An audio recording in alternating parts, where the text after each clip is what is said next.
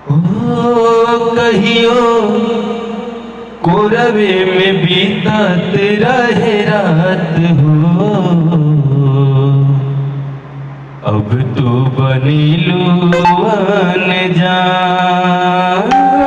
कहियो कोरवे में बीतात रहे रात हो, अब तू बनीलू अनजान। हो तेरे बाड़े सैया के जाने न जाए तोहरा पहिला मिलन के, ई बाकी ना सोचा का होई बीतत रानी हमरा ई मन पे।